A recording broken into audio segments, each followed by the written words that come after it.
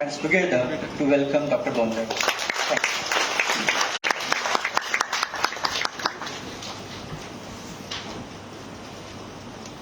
Thank you, sir.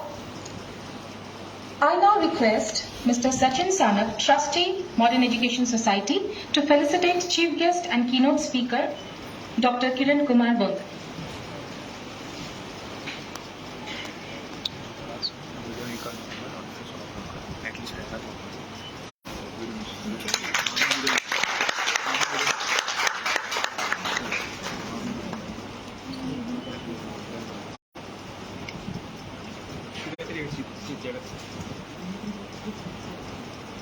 Thank you, sir.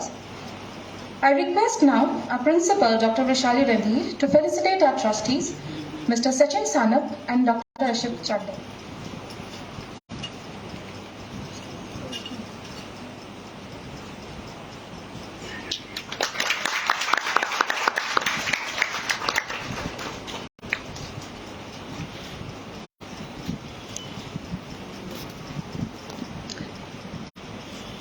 Thank you, ma'am. Now I request Dr. Bharat Rathore to felicitate Principal and Vice Principal.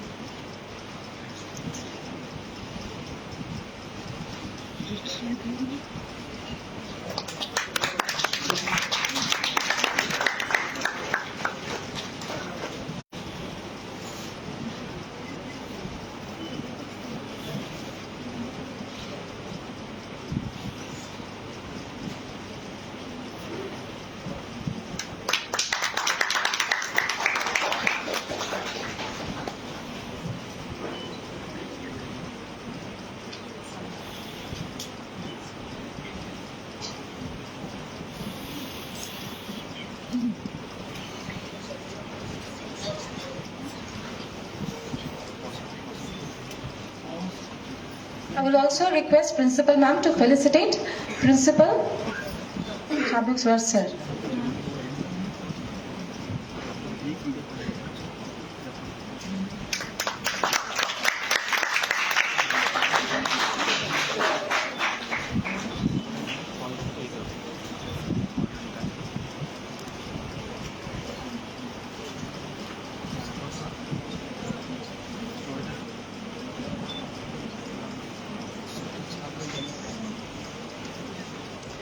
Now I request Mr. Sachin Sanap, Trustee, Modern Education Society, to deliver his speech.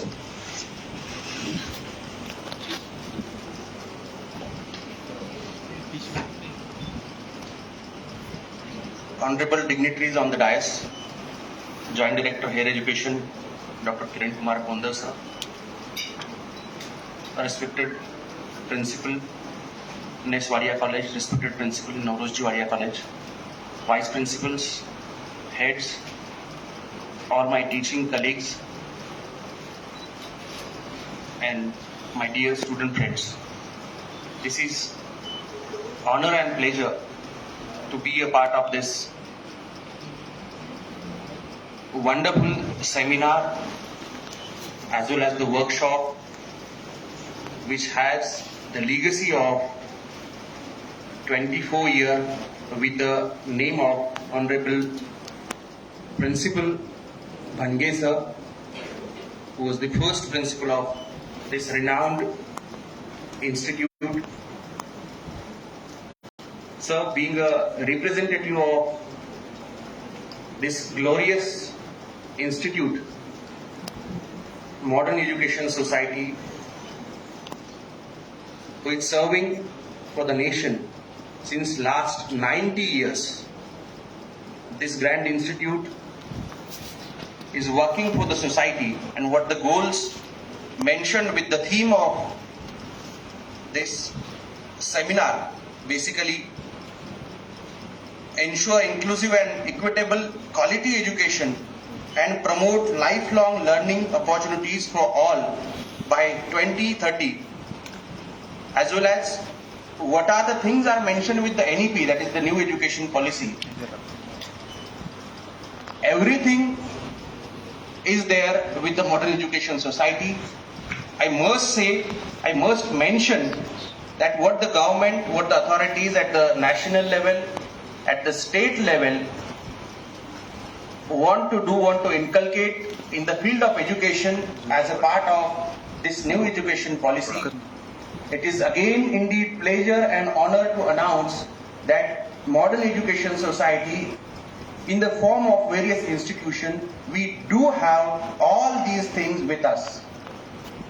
It is again mentioned that national education policy, what the motto of it, that education system rooted in the Indian ethos that contributes directly to transforming India, that is Bharat. Yes.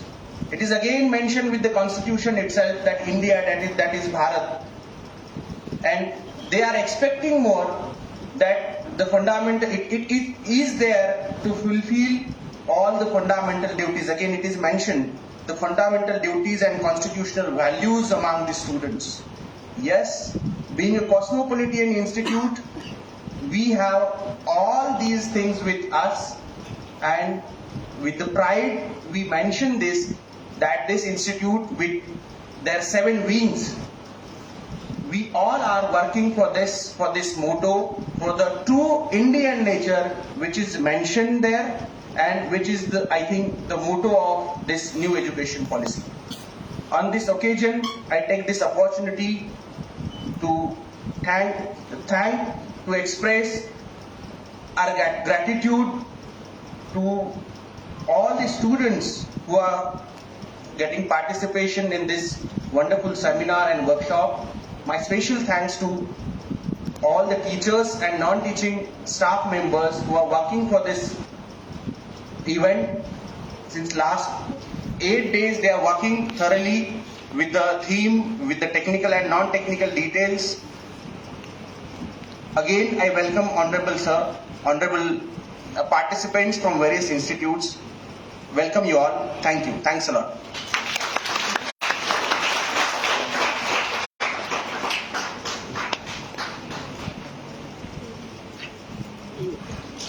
Thank you, sir.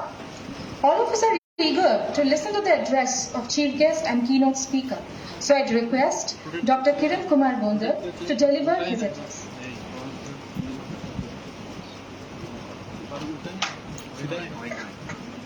सूत्रसंचालकांचे आभार. या महाविद्यालयाच्या photogenic प्राचार्य त्यांनी स्वतःच म्हटलं म्हणून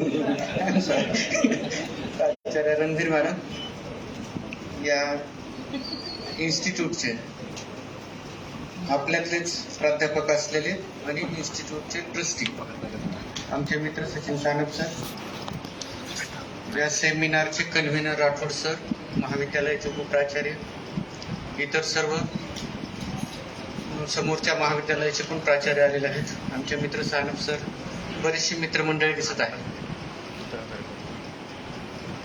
सर्वात सुरुवातीला मला इथं आल्यावरच कळालं की मी कीनोट म्हणजे स्पीकर आहे.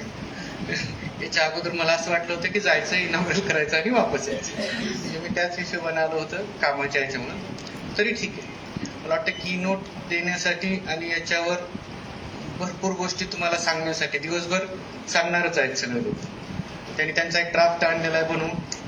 पॉवर पॉईंट प्रेझेंटेशन्स असतील, आपले काही रिसर्च पेपर्स असतील की जे आपण दिवसभर ऐकणार आहोत.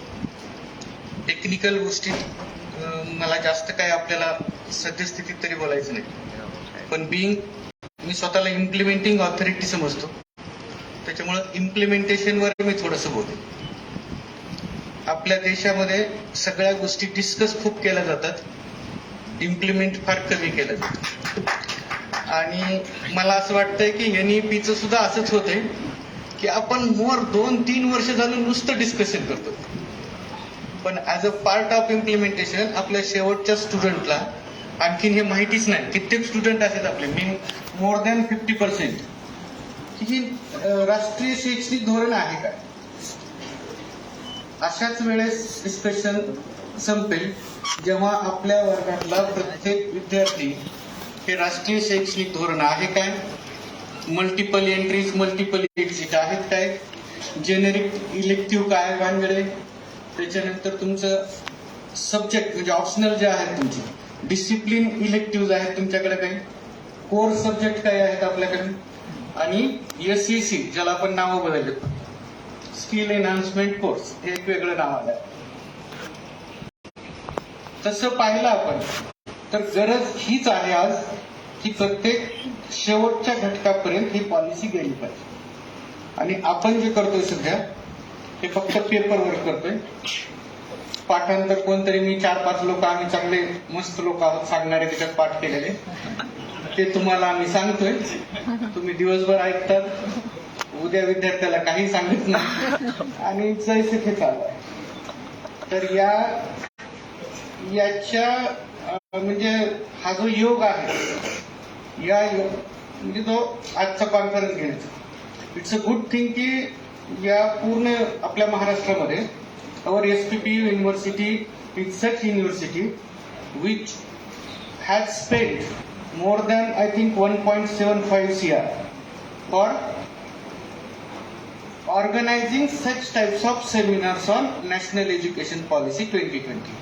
बरोबर आहे, if I am not wrong. म्हणजे आपण 1,75,00,000 रुपये खर्च करतोय फक्त लोकांना जागृत करण्यासाठी, टीचरला जागृत करण्यासाठी स्पेशली. म्हणजे त्याच्यात विद्यार्थ्यांचा सहभाग तसा पाहिला तर फार कमी आहे. प्रत्येक सेमिनारमध्ये most of the faculty members are included. आणि मग तो टीचर तिथं आल्यानंतर मला वाटतं आपण सगळ्या प्राचार्यांना जर विचारलं की तो टीचर वापस आल्यानंतर त्याच्या वर्गात जाऊन किंवा प्रत्येकावर एक लेक्चर झालंय का, तर मला नाही वाटत इट विल म्हणजे 10% पेक्षा जास्त. म्हणजे होतच नाही असं नाही म्हणणार मी, परंतु it will not be more than 10%. आपल्याला हे करायचंय सगळ्यांना की आपण जे ऐकलंय आज ते वर्गात आपल्या विद्यार्थ्याला जाऊन सांगायचं प्रत्येकाला, तर तो तिथपर्यंत जाईल, त्याला लक्षात येईल काय पॉलिसी. कारण ज्याच्यासाठी आपण ही पॉलिसी राबवतोय तिथपर्यंत सध्या तरी आपण फार कमी प्रकारे पोहोचत आहोत. त्याच्यामुळं म्हणजे विद्यार्थ्यांपर्यंत पोहोचणं महत्वाचं आहे, तरच पॉलिसी सक्सेस होईल. अदरवाईज एक नवीन नाव त्याचं म्हणून आपण मागे CBCS केलं होतं. CBCS मध्ये पहिल्यांदा आपण कोअर सब्जेक्ट ऐकलं, बरोबर, डिसिप्लिन इलेक्टिव्ह सब्जेक्ट ऐकले आणि त्याच्यानंतर तुमचं आणखीन एक होतं जेनेरिक इलेक्टिव्ह. आपले जे कोअर सब्जेक्ट आहेत तुम्हाला आठवत असेल, जुने शिक्षक असते मेन पेपर असायचे आपले, म्हणजे जो आपल्या विषयाचा ज्याला प्युअर सब्जेक्ट म्हणून आपण प्युअरला आपण कोअर म्हणायचं. आमचे जे मुख्य सब्जेक्ट आहेत ते आमचे कोअर सब्जेक्ट झाले. आम्ही 4था किंवा 3rd इयरला वगैरे किंवा 1st इयरलाच कधी कधी ऑप्शनल द्यायचो, त्याला आपण डिसिप्लिन इलेक्टिव्ह म्हणलं. आणि काही आपले ऑप्शनल म्हणजे आमच्या मॅथमॅटिक्स मध्ये असायचे की फिजिकल मॅथमॅटिक्स किंवा मॅथमॅटिकल फिजिक्स. कॉमर्समध्ये पण अशीच असते की ज्याला तुम्ही दुसऱ्या कुठल्या तरी डिसिप्लिनचा वापर त्याच्यात असेल आणि आपला विषय त्याला उपयोगी पडत असेल, अशा प्रकारचे आपले ऑप्शनल असायचे. त्याला आपण लगेच नाव देऊन टाकलं ते जेनेरिक म्हणजे दोघांचं मिक्स. तुम्ही जर पाहिलं काढून सगळे सिलेबस आपले, मला वाटतं 90 पासून त्याच्या अगोदरपासून 80 पासून खरंच एक एक्सरसाइज करा सगळ्या टीचर्सनी, सगळ्या स्टुडंट्सनी की 80 पासूनच्या आपल्या फॅकल्टीचा आपल्या सब्जेक्टचा सिलेबस काढून पहा 2023 पर्यंत. किती तुम्हाला असं वाटेल की आपण त्याच्यात बदल केलाय हे पहा, चेक करा. त्याचं उत्तर तुम्ही शोधा. म्हणजे मी सांगणं तेवढं बरोबर नाही, पण आपण उत्तर शोधून हे पाहायला पाहिजे की आपण काय करतोय, काय चेंजेस करतोय. म्हणजे नावं बदलते फक्त आपले जे मेंबर्स असतात. अशीच एक गोष्ट नाव बदलण्यासारखी होऊ नये नवीन पॉलिसीची, असं मला अतिशय मनातून वाटतं. नाहीतर त्याला काहीही अर्थ उरणार नाही. तर आपल्याला सगळ्याला हे सिरियसली इम्प्लिमेंट करायचंय, हे लक्षात ठेवून ह्या गोष्टी करायच्या. म्हणजे आज दिवसभर बसायचंय, माझे पेपर वाचायचे, त्या पेपरमुळे मग टीचर असेल तर मला 5 मार्क मिळतील, जो काही API वगैरे आहे. स्टुडंट असेल तर मी कॉन्फरन्समध्ये पेपर प्रेझेंट केला हे मला इंटरव्ह्यू मध्ये सांगता येईल. आणखीन PhD वाला असेल तर त्याला म्हणजे आतापर्यंत तरी आपल्याला 2 पेपर प्रेझेंट करायचे आणि 2 कॉन्फरन्समध्ये पेपर प्रेझेंट करायचे. त्याच्या सबमिशन ऑफ PhD थिसिस साठी ही एक कंपल्सरी गोष्ट आहे. If I am not wrong. कारण रिसर्च गाईड असल्यामुळे मला तेवढं माहिती काय लागतंय. तर तेवढ्या पुरतं मर्यादित ही गोष्ट राहता कामा नये असं मला वाटतं की ह्याच्या बाजूला जाऊन आपण विचार करायला पाहिजे. कारण ह्याच्यात खूप चांगल्या गोष्टी आहेत. म्हणजे आपला आत्तापर्यंत आपल्याला ग्रॅज्युएट जर आपल्याला मध्ये सोडायचं तर सोडता येत नव्हतं. म्हणजे फर्स्ट इयर करून मला दुसरीकडे जायचं तर जाता येत नव्हतं, आपलं शिक्षण बंद करायचं. नवीन मध्ये काय केलं तरी तेव्हा तुम्ही फर्स्ट इयर करा, आणखीन दुसरं शिक्षण घ्या, पुन्हा फिरून वापस या, तुम्हाला सेकंड इयर करायची मुभा आहे. सेकंड इयर केलं, मला वाटलं की नाही आता मला दुसरं काहीतरी ब्युटी पार्लरचा एखादा कोर्स करायचा 2 वर्ष जाऊन, तुम्ही करू शकता, पुन्हा वापस 2 वर्षांनी येऊ शकता. तुमच्या प्रत्येक स्टेजवर डिग्र्या ठरलेल्या आहेत. जर 1 वर्षाचं केलं तर सर्टिफिकेट कोर्स, 2 वर्षाचं केलं तर आपण डिप्लोमा घेतो, 3 वर्षाचं केलं तर तुम्ही डिग्री कोर्स घेऊ शकता. नवीन पॉलिसीमध्ये 4 वर्षाचा कोर्स पण डिग्री पॉलिसीमध्ये आलेला आहे. डिग्रीमध्ये आता आम्ही 4 वर्षाचा कोर्स आला की फक्त आम्ही एकच प्रश्नार्थ करतो की सर 4थ्या वर्षाच्या कार्यभाराचं काय. म्हणजे आम्हाला दुसरं काही बाकीच्या गोष्टीपेक्षा सर्वात अगोदरचा जो आमच्या पुढे आ वाचून प्रश्न असतो तो 4थ्या वर्षी आमचा ग्रँटेड कोर्स आहे, मग त्याचा कार्यभार वाढला तर त्याचं काय. परंतु 4थं वर्ष येण्यासाठी आणखीन 4 वर्ष आहेत. कारण जरी आपली एनईपी सुरू झाली या वर्षी, आपलं फर्स्ट इयर होणार आहे, सेकंड इयर होणार आहे, थर्ड इयर होणार आहे. असं नाही होणार की 4थं वर्ष या वर्षीच सुरू होणार आहे असं, किंवा 4ही वर्ष ऍट ए टाइम सुरू होणार आहे असंही होणार नाही. First year, second year, third year आपण स्टेप बाय स्टेप इम्प्लिमेंटेशन करणार. सो आपण अशा गोष्टीचा विचार करत आहोत सध्या की जी 4 वर्षांनी येणार आहे. पण जी फर्स्ट इयरला आपल्याला राबवायची आहे त्या गोष्टीचा विचार जर आपण जास्त केला तर कदाचित चांगलं. आणि शासन त्याच्यासाठी 4थ्या वर्षीच्या कार्यभारासाठी 2 वर्षाची डिग्री, मग युजी ज्यांना 4 वर्षाची डिग्री करत त्याच्यासाठी पीजी 1च वर्षाची, हे पण लक्षात घ्या. म्हणजे त्याच्यात 1 वर्ष कमी होणार आहे. त्याच्यामुळे तो कॉम्पेन्सेशन हे होणार आहे कार्यभाराचं. त्याच्यामुळे कुणीही कार्यभाराविषयी चिंता करू नका. मोठमोठे लोक आपण सुकाणू समिती तयार केली की ज्याच्यात 20 लोक याच्यावरच काम करतायत की 4 वर्षाचं झाल्यावर किती कार्यभार वाढेल, किती काय करता येईल आपल्याला. आपलं जे काम आहे ना विद्यार्थी आणि शिक्षकांचं, ते फार छोटं छोटं काम आहे. विद्यार्थ्यांचं काम आहे आपल्याला वेळेत अभ्यास करणं, दिलेला जेवढा वेळ तेवढा अभ्यासालाच घालवणे. आणि आपलं सगळ्या शिक्षकांचं काम आहे की आपल्याला जेवढा वेळ आहे तेवढा शिकवण्यात घालवणे. याच्याशिवाय वेगळं काही करायची गरज नाही. मी कुठतरी ऐकलेलं आहे की असाधारण लोक असाधारण गोष्ट करतच नाहीत काही, ती सर्वसाधारण गोष्ट असाधारण पद्धतीने करतात म्हणून ते असाधारण होतात. एवढी जरी आपण गोष्ट ठेवली की आपल्याला फक्त छोट्या छोट्या गोष्टी करायच्यात, फक्त त्या वेगळ्या प्रकारे करायच्या. आणि आपण खूप काही केलेलं आहे. म्हणजे इंडियन्सची एक सवय पहा, जरी ते डिस्कस करत असतील तरी चांगली एक सवय की त्यांना हे करायचं म्हणून सांगितलं तर ते करतातच. म्हणजे असं ज्याला म्हणतो डिसिप्लिन ओबेस करतात. ठीक आहे 2-4 दिवस डिस्कस करतील, पण 4थ्या दिवशी जर सांगितलं सहसंचालक कार्यालयाकडून, संचालक कार्यालयाकडून आणतील की मला आता पाहिजेच आहे, मग ठीक आहे बाबा तुम्हाला पाहिजेच आहे ना, 1 दिवसात मी करून देतो. असं होतंय बघा तुम्ही. आठवा कित्येक ठिकाणी असं आपण पाहतो की मला 4 दिवसात द्या म्हणलं ना तर ते लोक म्हणतात सर एवढं मोठं काम आहे, आम्हाला पण तोच अनुभव येतो की आम्ही 4 दिवसात कसं देणार. पण 4 दिवस होताना पहिल्या दिवशी आम्ही काहीच करत नाही, मग दुसऱ्या दिवशी म्हणतो आता विचार तरी करू कारण 4 दिवसात द्यायचंय. कारण आपली फक्त एकच टेंडन्सी आहे की हे स्किप होतंय का नाही हे पाहतो आपण. की 1 दिवस पहिल्या दिवशी जर सांगितलं तर जाऊ द्या काहीतरी बदललेलं आपल्याला एक्सटेन्शन मिळेल.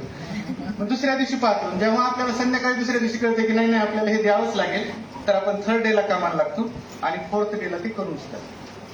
म्हणजे आपल्यात ती कॅपॅसिटी आहे इंडियन्समध्ये की एखादं काम जर कुणी सांगितलं आणि त्याला जर पळवाट नाही दिली तर नक्की आपण करतो. आपल्याला बदलय म्हणजे चेंज करण्याची की फर्स्ट डेलाच सांगितल्या तिथून पुढे चालू करणे. त्याच्यामुळे फायदा काय होईल की 2 दिवसाची गोष्ट जी आपण करतो ती करत असताना कमी वेळ मिळाल्यामुळे त्याच्यात काही इरेग्युलॅरिटीज होण्याची शक्यता जास्त असते. तेच जर आपण 4 दिवसात केलं फर्स्ट डे पासून तर कदाचित त्या इरेग्युलॅरिटीज ज्या आपल्या एरर्स असतात त्या एरर्स ह्या मिनिमाइज होऊ शकतात. त्याच्यामुळे आता बघा तुम्ही 2020 सप्टेंबर 2020 ला डॉक्युमेंट आले आपलं हे, आपण आता सप्टेंबर 2023 यायला जवळपास 2-4 महिने, तरी आपण चाच पडतोय की ह्याचं काय त्याचं काय इम्प्लिमेंटेशन काय सिलेबस काय अमुक काय तो याच्यातच आपण आणखी. आणि मग प्रत्येक गोष्टीला जर आपण असं क्वेश्चन मार्क पाहिले ना तर होणार नाही. जे आलंय डॉक्युमेंट ते प्रत्येक टीचरनं वाचावं, ते प्रत्येक स्टुडंटनी वाचावं. त्या डॉक्युमेंट इम्प्लिमेंट करण्यासाठी काय करता येईल. खरं तर सिनेट मेंबर जर कुणी असतील तर सानप सर आपण सांगावं की आता आपण हे डिस्कशन बंद करूयात. आपण आता मला पहिल्या वर्षी चालू करायचं याच्यासाठी काय करायचं पाहिजे या गोष्टीवर जर आपण चालू केलं तर आणखीन वेगाने ही गोष्ट पुढे जाईल. एवढ्या आता मागचा काळ गेला, त्या काळात असं होतं की आपल्याला पुस्तकं मिळायची नाही. आता असं काही नाही राहिलं. तुम्ही प्रत्येक खेड्यातल्या विद्यार्थ्याकडे मोबाईल फोन आलाय, त्याच्याकडे पीडीएफ ओपन होणारा सुद्धा फोन आहे. म्हणजे नॉट नेसेसरी की ते आता गेले ते बटनाचे सुद्धा फोन गेलेत, कुणाकडे दिसत नाही बटन, शेतकऱ्याकडे पण दिसत नाही. ज्याच्यात इंटरनेट दिसतंय, ज्याच्यात व्हॉट्सअप दिसतंय, ज्याच्यात पीडीएफ फाईल ओपन होती, अशा प्रत्येकाकडे मोबाईल्स आलेले. आपण जर त्या सगळ्यांना सांगितलं, पाठवलं तर तो वाचू शकतो. आपल्याला सगळ्या टीचरला करायचे काय की त्याला वाचायची गोडी लावायची. टीचरला आता शिकवायचं राहिलेलं नाही. त्याला कंटेंट हे everywhere, it is available everywhere for the student. फक्त काय वाचावं आणि कसं वाचावं, कुठपर्यंत वाचावं, हा रोल आपला राहिलाय सगळ्यांचा टीचरचा, मार्गदर्शन करण्याचा. त्याच्यामुळे आपण तिथपर्यंत जरी केलं का ते घेतात त्यांचे. अदरवाईज आता सुद्धा सांगतो मी शिकवताना कित्येक मुलं आहेत की मोबाईलवर तो टॉपिक काढून बसलेले असतात आणि टीचर सांगतोय ते खरं सांगतोय का हे पाहत राहतात. असे खूप आहेत लोक. आणि मग जर एखादी जरी चूक झाली तरी ते आपसात चर्चा करतात की असं नाही, हे असं असायला पाहिजे. त्याच्यामुळं the content is already available with every student. Only the thing is that we specially teachers, the duty of teacher is to see that what student is learning, what student is reading, and how student can read particular topic, particular segment, जे काय असेल ते practical तो कसा करतोय हे पाहायची गरज आहे. मला असं वाटतं की या जर गोष्टी आपण छोट्या छोट्या केल्या तर आपण नॅशनल एज्युकेशन पॉलिसी राबवणारं महाराष्ट्र हे टॉपवरचं राज्य असेल. त्याचं कारण असेल की सगळ्या राज्यांना नॅकची भीती आहे, पण महाराष्ट्र असं आहे की सगळ्या राज्यात नॅक मूल्यांकन करणाऱ्यामध्ये सुद्धा टॉपचा आहे. दुसरी एक गोष्ट सांगतो की जेवढे अशासकीय अनुदानित महाविद्यालयात आपल्यात आहेत तेवढे महाराष्ट्रात कुठंच नाही. सगळीकडे गव्हर्नमेंटच आहेत, नाही तर स्पेशल प्रायव्हेट. अशासकीय अनुदानित महाविद्यालये जवळपास 1172 आपल्याकडे आहेत. आणि जो मोठा रेकॉर्ड आहे, कारण शासनानं काय केलंय की खाजगी लोकांकडे ही गोष्ट चालवण्याकरता दिली. त्याचं सॅलरी शासन देते, फक्त मॅनेजमेंट करायला आपण प्रायव्हेटकडे देतो. इतर स्टेटमध्ये असं नाही. काल परवा डायरेक्टर साहेब म्हणले, आम्ही ज्यावेळेस आढावा घेतो ना, इतर स्टेटमध्ये एकतर डायरेक्ट शासनाच्या अंडर कॉलेजेस आहेत किंवा डायरेक्ट पूर्णपणे प्रायव्हेट, म्हणजे त्यांनीच सगळं पाहावं असे. आपलं पुरोगामी महाराष्ट्र राज्य की ज्याच्यामुळं आपल्याकडे जे समाज सुधारक होऊन गेले, ज्यांना शिक्षणाची गोडी होती, म्हणजे जसं रयत आहेत, रयत शिक्षण संस्थेत तुम्हाला सगळ्याला माहिती कर्मवीर भाऊराव पाटील आहे, आपल्याकडले वारिया सारखे लोक आहेत. खूप ठिकाणी की शासनाला आपल्या महाराष्ट्रात असं कळालं की हे लोक आपल्यापेक्षाही चांगलं शिक्षण देऊ शकतात, म्हणून आपण यांना फायनान्शियल मदत करून करायला पाहिजे. आणि त्याच्यामुळे आपला हा आकडा जो आहे तो सगळ्यात जास्त आहे. त्याच्यामुळे आपल्या सगळ्यांची रिस्पॉन्सिबिलिटी आहे. Discuss should be replaced by implementation. म्हणजे हा जर कदाचित केला तर आपल्याला बाकी जास्त करायची गरज नाही. दुसरं आणखीन मला वाटतं की या लेक्चर सिरीजच्या निमित्तानं म्हणजे एखादी गोष्ट वारंवार ट्रॅडिशन म्हणून जपणे फार कठीण गोष्ट आहे. कारण आपण मॉर्निंग वॉक करायला गेलं ना तर आठवड्यातून एक दिवस ब्रेक मिळते, कधी कधी 2 दिवसाचा ब्रेक होते. पण 25 वर्षे 30 वर्षे एकच गोष्ट दरवर्षी खंड न पडता करणे, दिस इज व्हेरी क्रेडिटेबल. आणि मी खरंच या महाविद्यालयाचं, त्या डिपार्टमेंटचं म्हणजे अभिनंदन करतो की एखादी गोष्ट निरंतर 25 वर्ष कशी गोष्ट असू द्या, परंतु ती निरंतर चालवणे याला फार वेगळं लागतंय, सगळ्यांची एकोपा लागते. त्याच्यामुळं या पुढच्या वर्षी 25वा का या वर्षी, हा, तर या वर्षी 24 वर्ष झालेत, आपण 25व्या वर्षात पदार्पण करत आहोत. त्याच्याबद्दल माझ्याकडून खूप खूप शुभेच्छा. आणि या कार्यक्रमाची 100 तरी वर्ष व्हावी अशी पण माझ्याकडून सदिच्छा व्यक्त करतो मी. मला वाटतंय भरपूर झाले. फक्त विनंती पुन्हा एवढीच आहे की NEP हा 1 दिवसाचा सेमिनार असं म्हणून न कन्सिडर करता आपल्याला इम्प्लिमेंट करण्यासाठी काय करता येईल असं सगळ्यांनी आपण विचार करूयात, कारण आपल्याला 2023 पासून एनी हाऊ हे इम्प्लिमेंट करायचंच आहे. Thank you very much.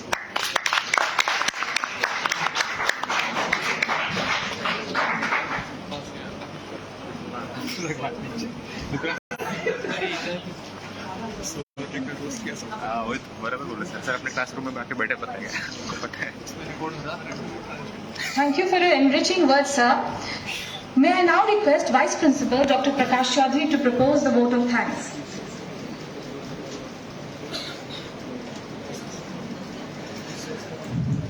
Respective dignitaries on the dais. Today we are quite fortunate to have a person joint Director of Education, Dr. Kirankumar Bondar, as a chief guest and also keynote speaker, and he has highlighted the implementation and issues in the execution of new education policy in a very simple words.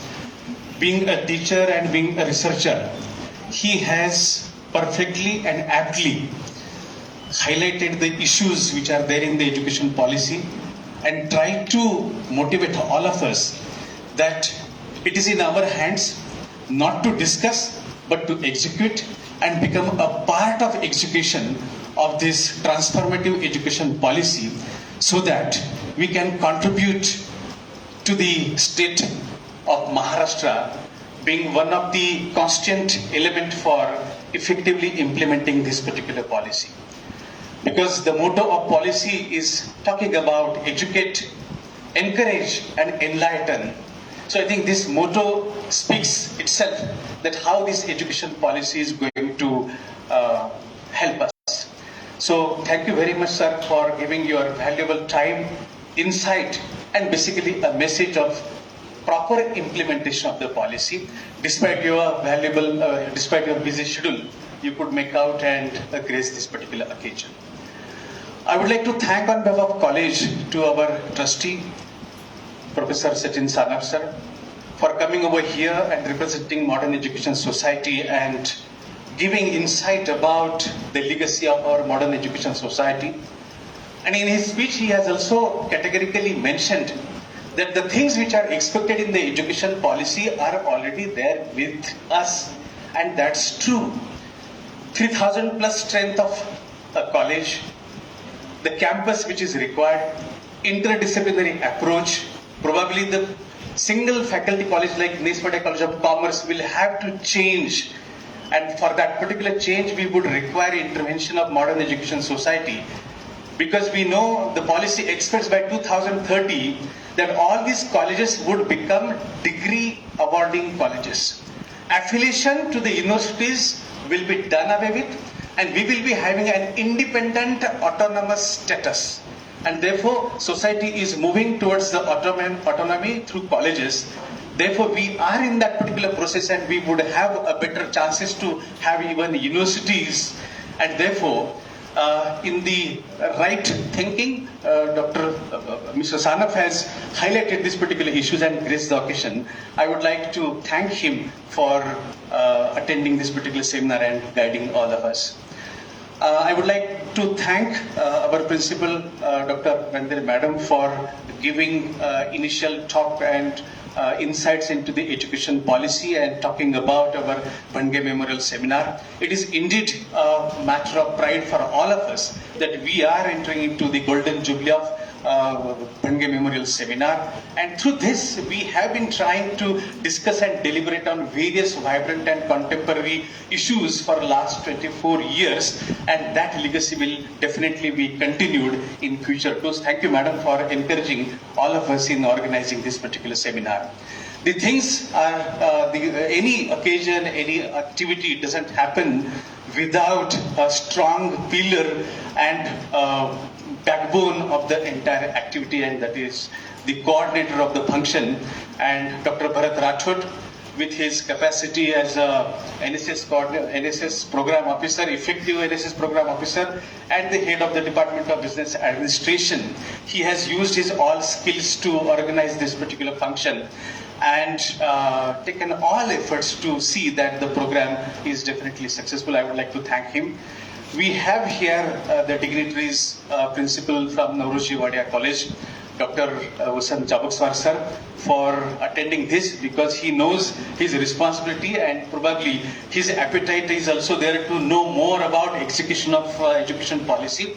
On behalf of NES Wadia College of Commerce, I would like to congratulate him for recently being rewarded as one of the researchers, the Researchers Award, and therefore I think this kind of a leadership would definitely take us and our sister institutions ahead. I would like to thank all HODs, Dr. Sanap, Dr. Masde, Dr. Ragle, and all other faculty members from our college and students members who are a part and parcel of this seminar. And this is, the well beginning is half done, and therefore sir, you have put our efforts and you have put the entire program in line, and I think the whole day the discussions and deliberations would be definitely augmenting the process of implementing education policy, and we look forward that legacy and our tradition which is expected in the our education policy, that there is a mission Takshashila, mission Nalanda, where in Nalanda University we had 10,000 students and 2,000 teachers. 1:5 was the teacher pupils ratio. Okay, we have 1:18 right now, and we are talking about 26.4% of the gross enrollment ratio is required to be enhanced to 50%. That is what it is expected. And in school education, we are trying to bring gross enrollment ratio to the 100. If you read 477 pages policy, very meticulously made, but as sir has rightly pointed out, there is nothing mentioned how to execute it. And nowhere it is mentioned that time-bound program, except mentioning this is to be achieved by 2030, 23, 40. But this is the mission for 2040, and let us see that we are going to make this transformative education policy as a part, an integral part of all of us. Teacher, just for teacher, in school education as well as in higher education, teacher's role is going to play a very, very vital role.